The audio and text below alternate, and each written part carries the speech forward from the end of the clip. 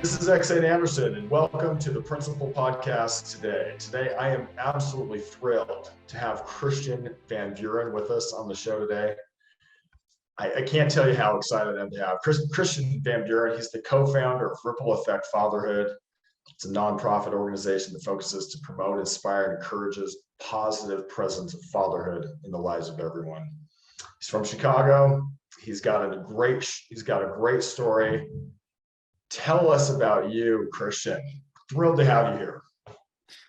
Man, well, first off, X, again, thanks for having me. I love what you're doing with your podcast. I think it's very much needed in our society. So again, from me to you, thank you so much for having me.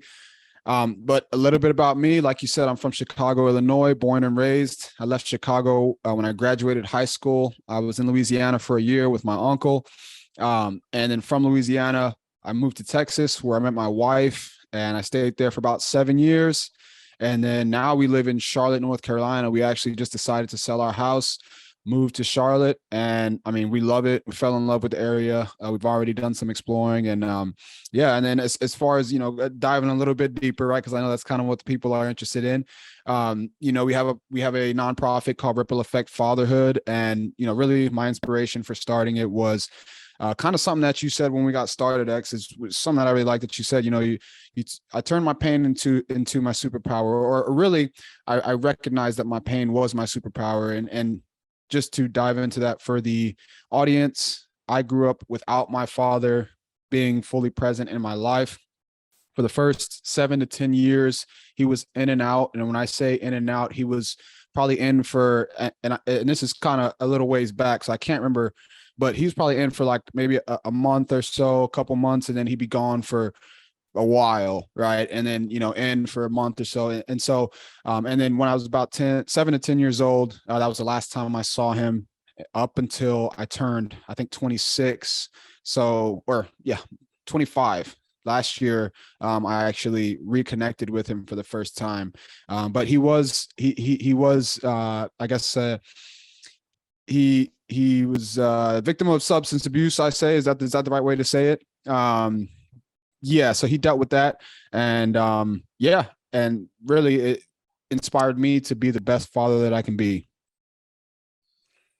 So, as I chatted with you prior to the show, one of the things that almost gave me tingles as I heard this, here you hadn't seen your father for years, right? I mean, there was a time where it was many years where you hadn't seen him. And now you've started a nonprofit to try to help people be positive fathers. Yes. And me, as I say that, like I almost tear up, because it's like here was something that was painful for you. Your dad probably has so many great things, but at that point, it wasn't checked in. And you're saying, look, how can I inspire other fathers to check in? Man, I'm crying right now, because I'm thinking this is the kind of guy that that people need throughout the world to hear from. Because I'm going to take something that was painful, I'm going to make it my superpower. And I think you're doing it. So I want to tell you, so here you are, you're a dad now, right? I mean, tell us about that. You're a dad. How old is your child? So my son, his name is Kylan. He is 20 months old. He turned 20 months on April 28th. Wow. Mm-hmm. And you're in your child's life, and it's right at the beginning. And I don't know if our viewers are watching this on video or not, but I saw how you smiled when you said that. And gosh, you can tell you have a child, and you're a dad. How's it changed your life? Tell us about that. Man, if I could put it into words, then we'd be on here for probably more time than Zoom would allow, right? But honestly, simply put, when we got on here, I said that being a father has given me a new set of eyes on life. And as I say that, I realize that each day that I get to be in his life, I get the privilege of being in his life. It's just a new set of eyes on life. It's a new way of looking at gratitude. It's a new way of looking at just all the good things about life. And, my son, gosh, I mean, every parent loves, or I would hope every parent loves their children endlessly, but You know, when I think about my son, I think about my purpose. You know, something that I kind of thought about growing up was, you know, what am I here for? How can, you know, I'm a puzzle piece in this big puzzle of life. Where does my piece fit? And becoming a father made me realize that, hey, that is really the only piece that you need to focus on from here on out, and everything else, all the other pieces will come together. But my son, I mean, well, before that, let me backtrack. My wife Madison has been the very best blessing in my life. That is the first I found the shape of my puzzle piece in her, right? Being a husband was one of the first blessings in my life, and it really gave me an outlook like, hey, this is what you're meant to do. You're meant to love this woman with everything that you have. And then she blessed me with our child, and that just kind of gave me a space to put my puzzle piece and say, hey, here's your opportunity to turn your pain into your superpower, which is a great way and I love that you put it that way. But my son has definitely been the answer to, hey, what am I doing here? And man, I like I said, I will ramble on and ramble on if you allow me to, but for the sake of the podcast, yeah, my just being a father has been such an enlightening experience. And, you know, it's taught me a lot about myself. It's really taught me a lot about myself, and has given me the awareness that, hey, you have a son and you've got to teach him all these things, but don't forget, you're also still living the life that God gave you. And so you guys are learning together. I love that. I love how you honored your spouse. You said you talked about Madison, your wife, in such high, awesome terms. That's so much, part of fatherhood, I think, and I know we're not all good at it sometimes. I know I'm not, is finding a way to honor your spouse and set that good example about honoring, loving your spouse, being there for them. Let's back up just a little bit here. Tell us, what are some of the challenges that you faced as a result of not having your father present while you were there? Yeah. So, yeah, I mean, one of the challenges that I know I faced is we'll start with marriage, right? Like, I grew up in a single mother household, going all that time without having my dad. My mom, you know, she was single the entire time, right? And honestly, I think it comes from a place of, protecting her. I'm her only child, right? So she was very protective of who she allowed, especially with what she went through with my dad. She was very protective from that point of who she allowed into our home, who she allowed into her life, into my life. And I appreciate that 100%. But lacking that father figure, and really lacking my biological father, knowing that, hey, he is alive, but he's just not here. I lacked that understanding of what a husband is to a wife in a healthy way. And so I will say that I believe that that's one of the challenges that I had to overcome early on in my marriage is, hey, what is this supposed to look like? I know what my emotions tell me. I know I love this woman. I know I love her endlessly, just as much as I could love another person. I know I love her, but how do I do this the right way? So that was one of the challenges. And then another challenge, not having your dad as a model, you had to figure it. And you probably are figuring it out. Not how do I act as a husband? Because I haven't seen somebody do it, at least maybe not in a great way. Yeah, a quote that I heard recently, which was very, very eye-opening to me, metaphorically, I guess, is children learn with their eyes, not with their ears, right? And so as a child, I learned by seeing, and so I couldn't learn how to be a husband if I didn't see somebody in the home being a husband to my mom, So yeah, I lacked those qualities that or those the things that a husband does. For example, you know,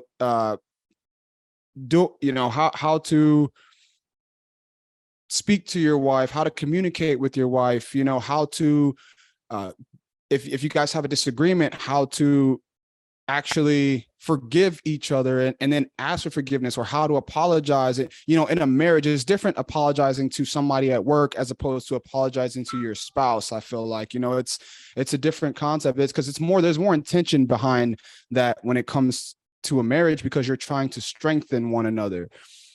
So those little things I had to learn, and I think communication was the big thing. Communication is something that I always thought that I lacked, because like I said, I spent a lot of time alone. My mom started working night shift when I was 9 years old. So I spent a lot of time by myself as a kid. And, as I got older, especially when I got married, I always felt that I had a problem communicating. I always suppressed.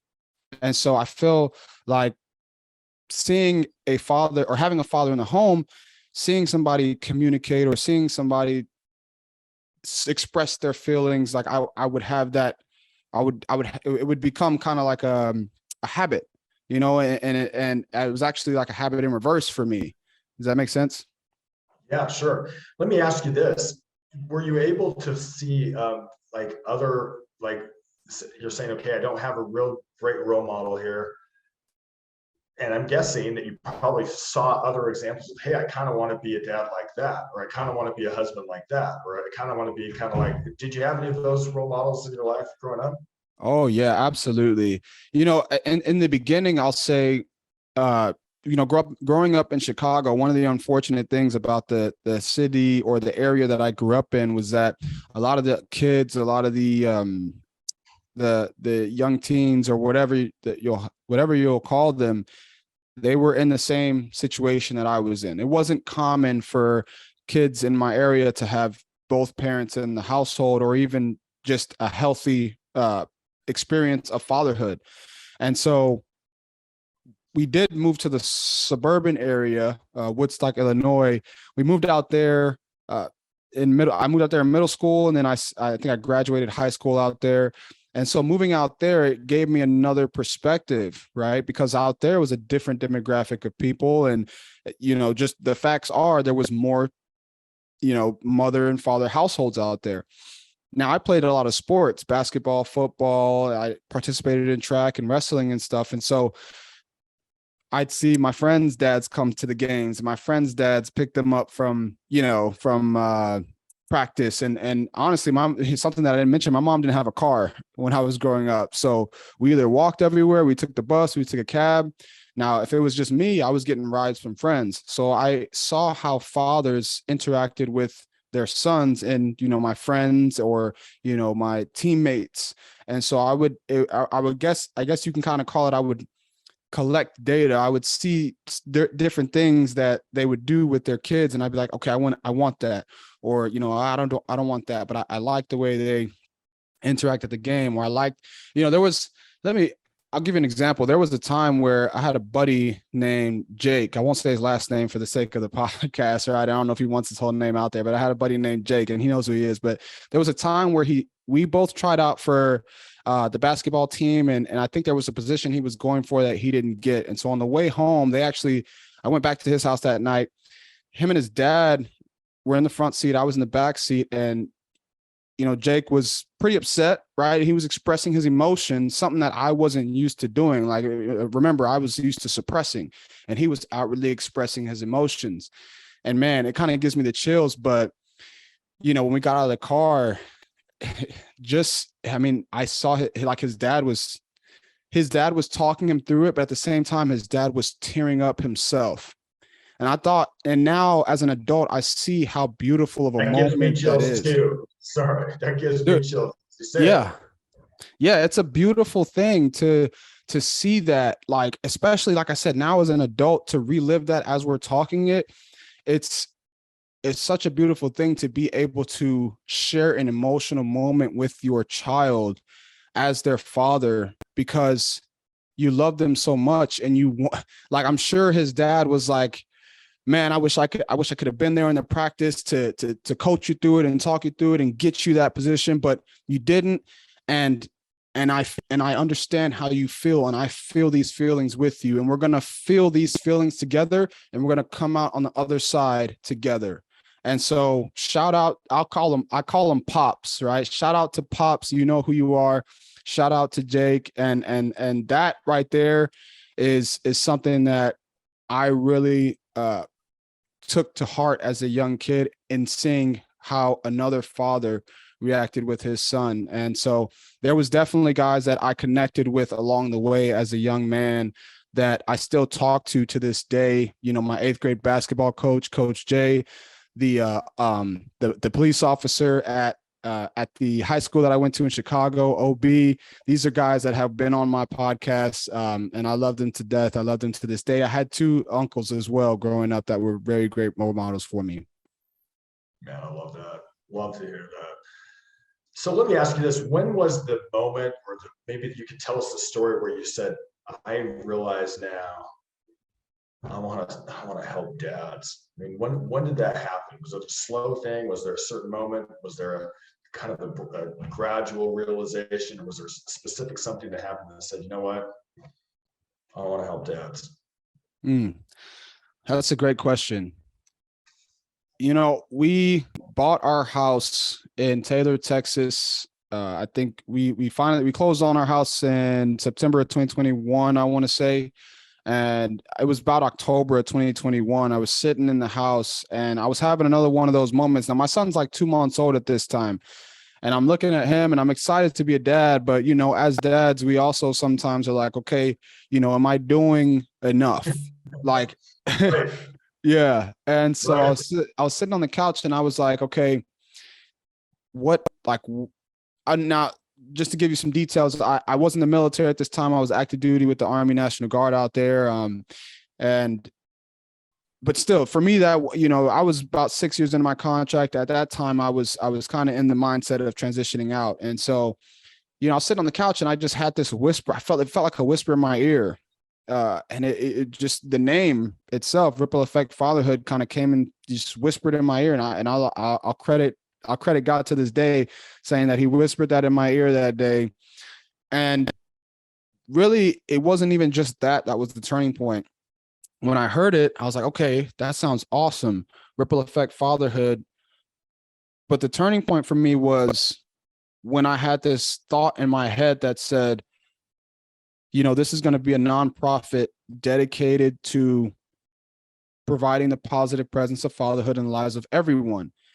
And I ended that thought by saying, that is a cause worth dedicating the rest of my life to. And when I said that, I was like, okay, that's it. Like that is something that I mean, I will be a father for the rest of my life, right? Because the Lord blessed me with my son and my wife. But even furthermore, I was like, fatherhood's never going to go out of style, never going to go out of business, it's never going to not be relevant, right? And so we always, I mean, even if, you know, because our goal, our vision would be to have every father in the home and every father doing the best they can. But as we both know, you can be in the home and you can do the best you can, but we always have room to improve. And so I just say that this has been one of the greatest things for me to realize in my life is that, hey, I'm not chasing a millionaire status. I'm not chasing a dollar figure. I'm chasing a world where we have a community of fathers. And when I say a world, I mean a global impact that I want this nonprofit to make. You know, we have because I mean, that's another thing. I mean, fatherhood is different in each culture, fatherhood. So you know, there's so much that I can learn. There's so much that we can learn as a community of fathers. And so really that idea that this is a cause that is worth dedicating the rest of my life to. And it's something that I believe that my son would be proud to say that he was a part of. Oh, that was a selling point for me. That was it. I always tell people, I said, hey, I don't know the what, I don't know the how, I don't know the who, I don't know the where, the when, but I know the why. And as long as I have the why, the Lord's going to provide the rest. Man, I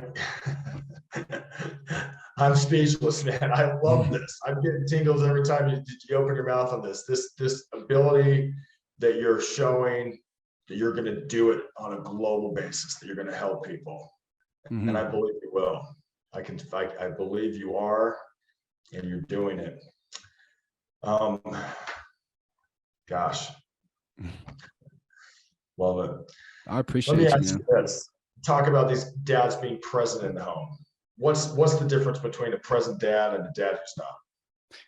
Oh man, I had a guest on my podcast, and I won't name drop, but he's a pastor actually out here in Charlotte. I got to let him know that I'm here now. But he okay, if I remember correctly, and I hope I say this right, he said this is a beautiful thing on my show. He said, a present dad, a dad knows that he has kids. A present dad knows his kid. I have to Those go his back. kids. Yeah, I think I have to go back and find the quote. But here's my take on it. Basically, Dude, what he was saying. we'll put it in the show notes. It will be awesome. Yeah. Yeah. I'll have to go back and find it, and I'll send it to you. I'll send you the quote. But basically, the difference between a present dad and a dad who is not present, right? Not because you can have a dad that's physically there, but not, mentally present, not emotionally present.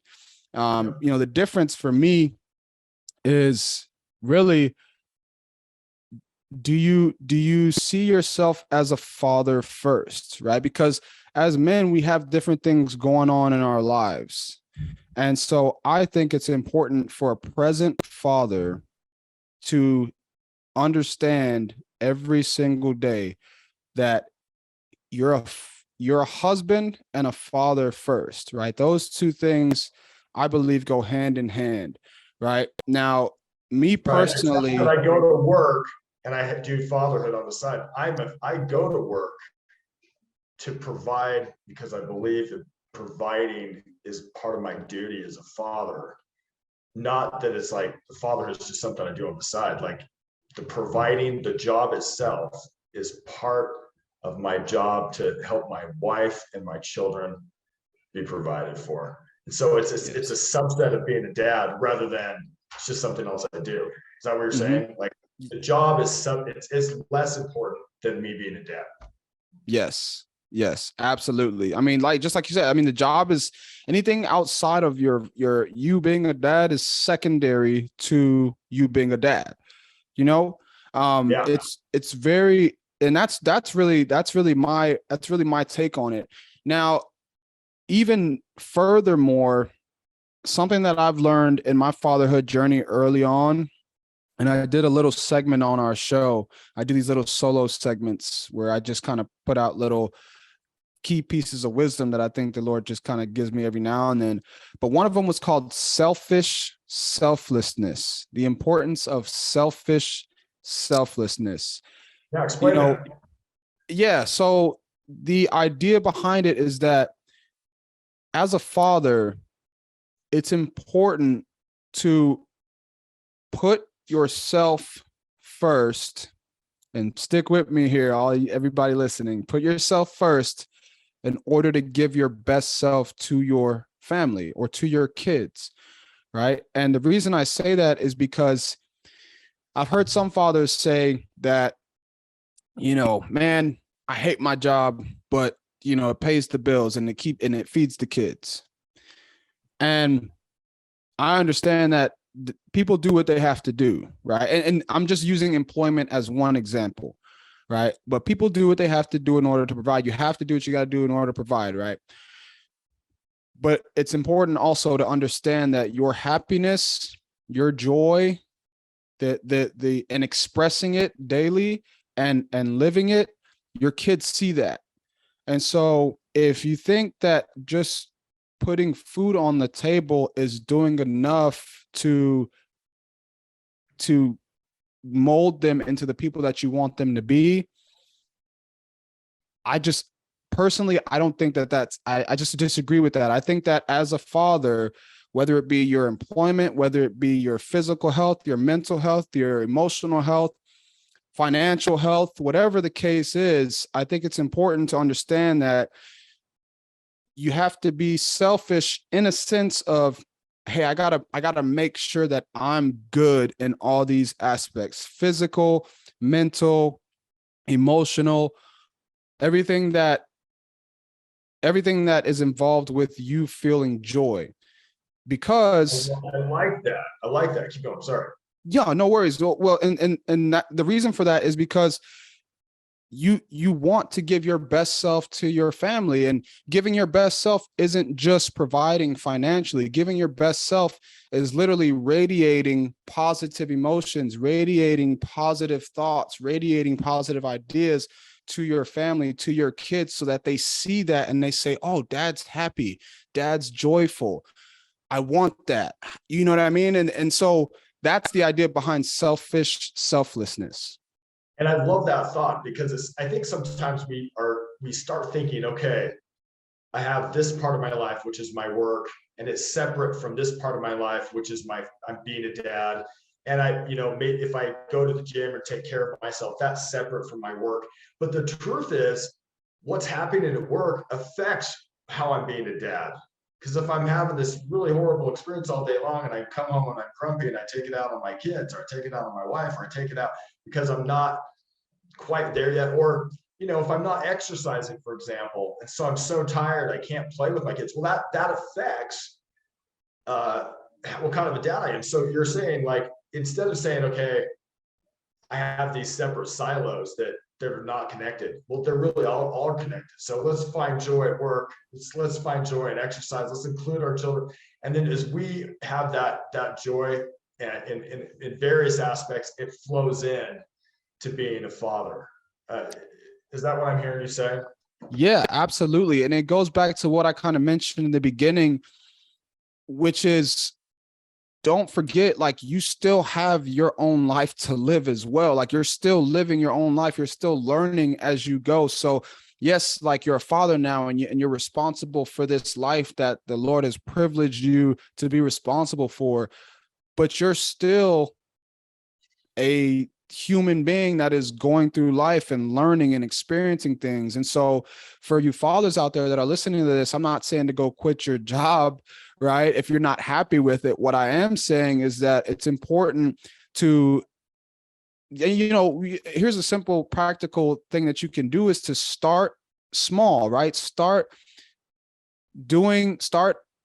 including things in your day that bring you joy. So one thing that my wife and I started doing is, at the end of the day, actually, we compare our top 5 joyful moments in the day, right? And what that does is, throughout the day, the next day, we're looking for moments of joy in our day, because you could be in a job that you think that you don't like, and you don't plan to be in that job forever. But one thing that you can do when you're there is, look for the good and the joyful moments, right? Because and really what it is you're putting yourself in a constant state of joyfulness. And we all want our kids to be joyful, I hope. We all want them to have positive emotions all the time. And so if we embody that in ourselves, they have the best chance of experiencing that in their own lives. I like that. I like that a lot. In fact, that's something I think is a great idea. Looking for 5 moments of joy every day, because then it starts keying you in to the positive. I got to tell you, my brother is really into education, and he even went to Harvard. He's got his degree in education. And one time he recommended this book to me. It's called The Power of Positive Parenting by Glenn Latham. And in this book, basically, it talks about how, if you really want to influence your children, if you can think of behaviors as like seeds. So I see a behavior, kids are so hungry for attention. If I can water the behaviors that I want to see grow, if you imagine I have like a pitcher of water in my hand here, and I'm watering the seeds. they found through research, and it's also just part of the golden rule, right? That people like that the best way to influence your children is to catch them doing something right. Be like, hey, I really like the way you're playing so nice with your brother there. I really like how you're working on that math problem. You're putting a lot of effort into it, or you really hit that ball really nice, or whatever it is. And being positive, I think sometimes as parents, you see, and sometimes as dads, we can fall into this where we're seeing the negative, like, you can't believe you didn't do this, or you didn't do this, or you should have done this. But they found that the best way to influence our kids is when they're doing stuff that's right, to give them attention for that. And just that one thought, just that reading that one book by Glenn Latham, Power Positive Parenting, I thought, you know what? That's a message that changed the way I parented, because I thought it did come naturally for me to say, I'm going to show you everything you're doing right. And it kind of helped me. So I like that. One other thing you said that was interesting, I like how you said, I'm a father first. And I heard someone once say, they said, I don't go to work. And in this situation, my wife does stay home. That doesn't happen everywhere. But the thought was, I go to work, not my wife doesn't stay home so I can go to work. I go to work so that she can stay home and provide that nurturing to her children too. Because I believe the 3 P's of fatherhood are, you got to provide, you got to preside, so you lead, and you got to protect, right? And be there. And anyway. That's huge. That's huge. I love that. Yeah. Let me ask you this. What would you give advice? I mean, what advice would you give to someone who's struggling with addiction? You mentioned that might have been something that was affected you when you were growing up. Wow. I'm actually glad you brought that up, because yeah.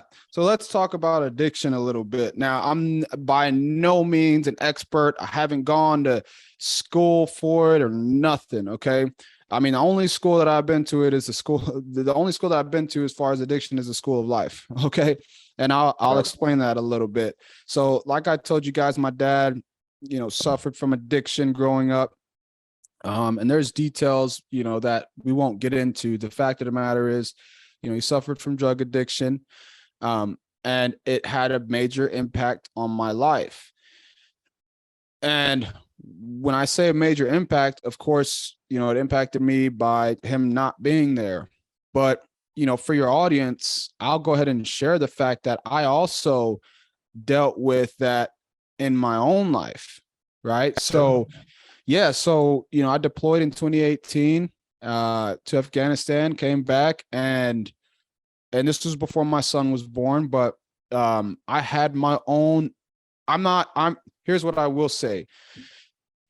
I'm by no means placing responsibility for my choices on the deployment or on the military or anything like that. The choices that I made were the choices that I made. Okay. I found myself, I don't know, I guess I don't know the right way to say it, but if I'm being honest with myself, I did find myself in a position where I was becoming dependent on alcohol, right? Pretty extensively, to the point where it almost cost me my marriage, to the point where I made probably one of the biggest mistakes that I ever could make in my marriage.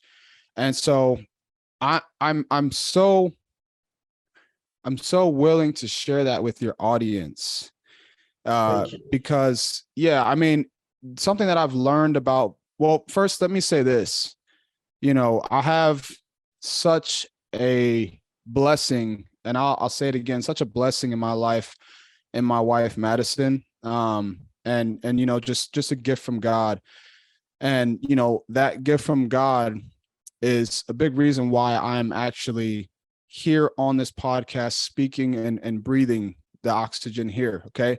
And I won't get into details about that, but I think we can all infer what alcoholism can do to you. And so I was there. I was in a dark place in my life, and it got me to one of the lowest places that I've ever been. I'm willing to share that with your audience and be as vulnerable as I can be, because there's somebody out there who also needs someone to save their life in some way, right? Or there may be in the future, there may be now, whatever the case. That's why I'm able to be so vulnerable. That's why I'm so willing to be so vulnerable. The advice that I'd give somebody that may be suffering from addiction, knows somebody suffering from addiction, whatever the case is, the advice that I would give you is the advice that I had to give myself when I finally decided not to partake in alcoholism anymore. And that was, I really just had to ask myself, what do I want in my life? And is this serving me in a good way?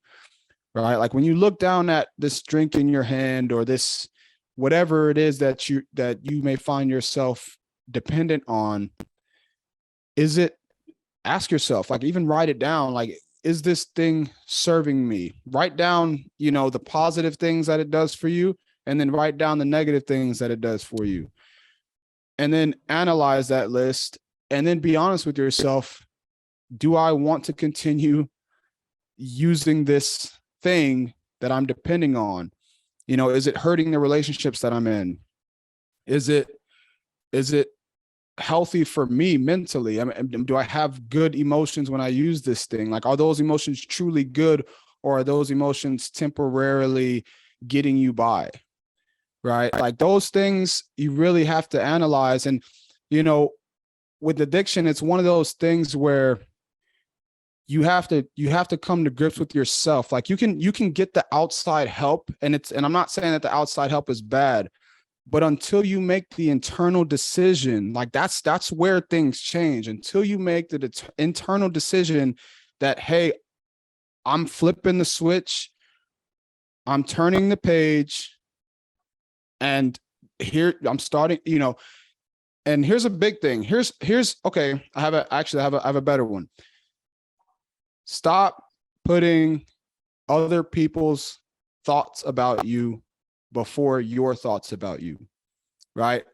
Because I think that was a big thing that I dealt with, was that I was so concerned about how other people would feel about the things that I was doing, that it would actually cause me to drink more. It would cause me to be even more, it would cause me to feel even less, or, because I felt that, people knew what I was getting into, that, everybody would be so ashamed, or so this and so that. And I just had to tell myself, like, I just had to just block everybody else out and say, hey, Christian, what do you want? How do you feel? What do you want to see out of yourself going forward? And then once I just threw everything out the window as far as what everybody else thought about me or cared about me, I was able to just go forward in peace. And that is what really got me to where I am today. That's wonderful. And I love how you're also, you talk about the Lord gave you this and that, and your child and your marriage, how you're so, it's okay to bring that up. It's okay to say, and to listen to your own, like, sometimes those negative thinking patterns can bring us down. Like, well, I'm doing something bad, now I feel even worse, so I'm going to try to drown it with more. You can kind of become a downward spiral. But I like that. Like, listen to the positive, your own internal thoughts more. And I think it's been great that you've been vulnerable, because I think there are a lot of dads out there who are struggling with some sort of an addiction, and that doesn't necessarily. It could be alcohol, it could be some drug abuse, it could be pornography, it could be a tendency to get angry, right? I mean, even being angry could be an addiction that is something that's hard to overcome, right? But like when you said, let's write it down and say, like, what are the real effects of me being angry? What are the real effects of me continuing to use some sort of substance in a bad way, right? And I think it's also just that you're willing to admit and be vulnerable and say, hey, maybe I need some help with this. But it does come eventually. You've got to make the decision. I'm going to turn the page, like you said, and flip the switch. And it's okay to be vulnerable. Say, hey, I've had this problem, and I'm now I need to get over it. So good for you. I think that's one thing, the fact that you're willing to talk about it and confront it and say, something was hard for me because my dad wasn't there because of it. And you're doing like trying to be the change you want to see in the world. Yeah. And if you don't mind, X, I'd like to just mention one more thing, because after you do that self-analysis, right, I think that is key. Like that self-analysis is probably that first thing where you really have to be honest with yourself. But after that, and because you mentioned it and I really wanted to kind of expand on it, you have to go talk to somebody who can help you through this. Now, when who in your life can't help you through this, right? So that's really the important part of what I just said, right? You have to go talk to somebody who can help you through this, right? You can't just go talk to anybody, right? Because there were people in my life that I couldn't go talk to about what I was going through because, and it's not to downplay who they are, but they weren't in a position to help me, right? Either they were drinking, or not to say that they were addicted, but they were, doing the things that I was doing, just not at the level that I was doing them. Or so be discerning on who you go talk to, but make sure you go talk to somebody who can help you through this. Don't suppress like I did, because I suppressed and that suppression, and I'm just going to say it, that suppression almost killed me. So don't suppress, do that self-analysis, and then go talk to somebody who can help you through it. Love that. Be humble enough to reach out for help. And the truth is, as dads, we all need help. Yeah. And the truth, you said this, you said, here I've got my baby. And I felt this too. I felt the same thing you expressed. They didn't come with an instruction manual, right? Yep. I'm responsible to be their dad. And you can feel that way. So it's good to say, maybe I need a little help. Let's get some advice. Let's see what these dads are doing that's working and not this. And also, if they have some serious issues, it's not the end of the world. Like right. There's a lot of dads who are good dads have serious issues. Get some help and do your best to get over that and just keep going. And keep going. You can make this, right? And if you have an addiction and let's say you've quit 500 times, keep going. If you keep going, don't give up. If you have to keep going, do it again. If you tried and it failed, just keep going. Do it again. One day you're going to get past it. So don't, and make that decision. You're going to flip the switch, right?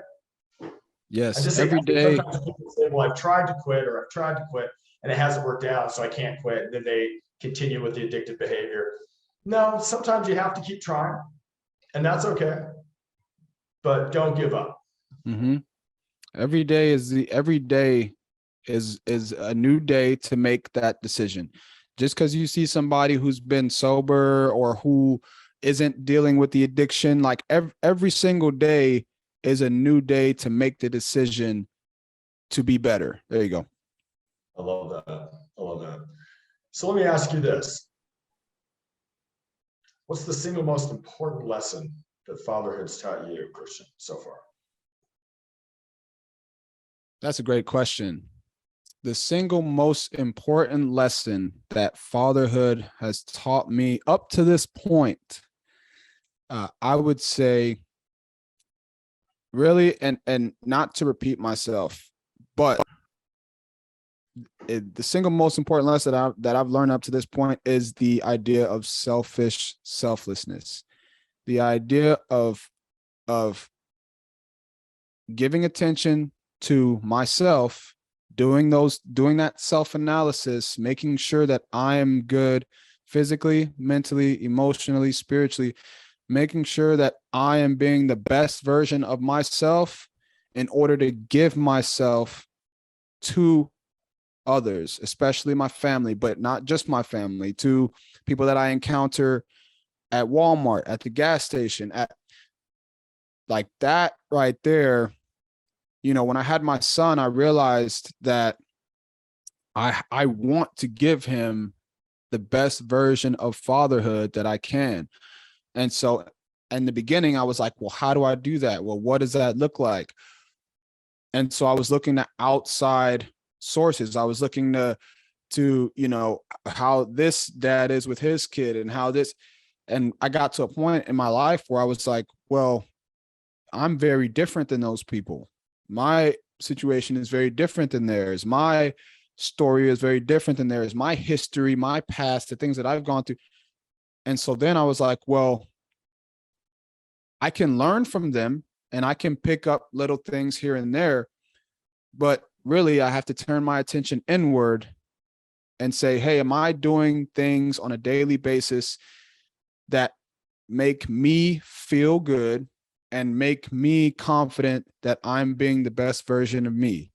Am I going to get it perfectly right every single day? I never do. I guarantee you that I never get it perfectly right every None of single us day. do. Here's the secret. Exactly. We all, great dads blow it all the time. Yes. But we keep going and they try to get better and they admit their mistakes and say, hey, I blew it, and try to make it better, right? Try to learn from. Yes. If you are focused on being the best version of yourself, you're going to do the very best that you can, right? It's not going to be perfect, but it's going to be the best that you can. And then you're able to give the best that of you to your children, and your children will see that and they will pick up on that. And then they will repeat that when they become fathers or mothers or, you know, what have you. And so I think that because when I learned that, I started to do different things in order to better, like, for example, I mean, you know, obviously I get up and I work out, right, in the mornings. Like that's important, right? You brought up the fact of running around with your kids and having the stamina. My kid he's 20 months old. I mean, he's all over the place, right? So I got to be able to keep up with him. A while, Yeah, exactly. And so, you know, and I want him to play sports. I want to be able to coach him and to teach him different things. And so it's important for me to stay in shape. But even more so, you know, I've started eating cleaner, right? As I was growing up, you know, and you know, I'm only 26, right? And so, like, with that said, I've always grown up with this mindset of I can eat whatever I want as long as I work out. But, you know, as I've gotten older and especially becoming a father, I was like, well, you know, what you put into your body is important, right? Because it affects your mind. And if it affects my mind, if anything that affects my mind, when I became aware of this thing in here, when I became more aware of this and I started giving more attention to this, that's when I was like, okay, I see anything that I'm putting in here and feeding this thing is going into my son, right? It's going into my wife. It's literally covering it's going around my house. It's going around our home. So anything that I'm putting in here has to be healthy, has to be good. Anything I'm feeding this kind of goes up here. So doing that self-analysis really taught me that, hey, I need to focus on being the best version of me, putting myself first thing in the morning, right? So that I can give the best version of me to my family. I love that. And it reminds me of something Stephen Covey said. Stephen Covey, years ago, he wrote this book called The 7 Habits of Highly Effective People. And he basically said, it's almost like if you see somebody in the woods who's sawing a log and you say, hey, you know, you could saw a lot faster if you sharpen your saw. And the person says, I don't have time to sharpen the saw. I just got to get all this work done. I've got so many trees I got to saw. And sometimes to say, like, you know what, I'm going to get up, I'm going to exercise, like you're talking about, right? Where I say, well, that makes it so I have more energy throughout the day and I can be a better dad, a better husband. So you're right, that kind of selfishness or selfish, I can't remember how you said it, it was beautiful. But being able to sharpen your saw, get up and take the time to put your priorities straight, take the time to you know, exercise or to get spiritually aligned with God, to get mentally aligned, to do those things so that you can say, okay, you know what, I can be the best version of myself for my wife, for my children. Super profound. You know, it's, yeah, I'd like to give another practical exercise that I've started doing, you know, because maybe not everybody that listens doesn't doesn't believe in God, or doesn't believe that there is a God, and everybody's, you're whatever the kid. We won't get into that, but something practical that you can do that I've also incorporated into my daily habit is, you can even take. Now, one thing that I get up early in order to have time to myself, in order to kind of sharpen my saw, like you were talking about. And, one of the things that I do during that time is, I put my AirPods in, but I put the noise cancellation on, but I don't turn anything on. Excuse me. And then for 15 minutes, 15 minutes, just inhale, exhale, listening to your breath, right? 15 minutes in the morning.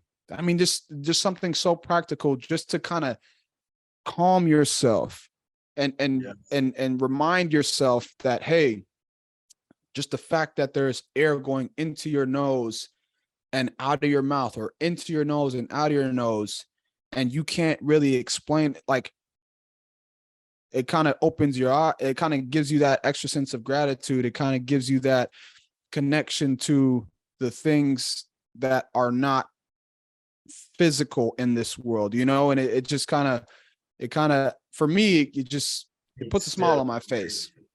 Yeah, I love that. So just breathing for 15 minutes and it can reset. Love that. Mm-hmm. Love that. Well, Christian, it has been an honor to have you on the show.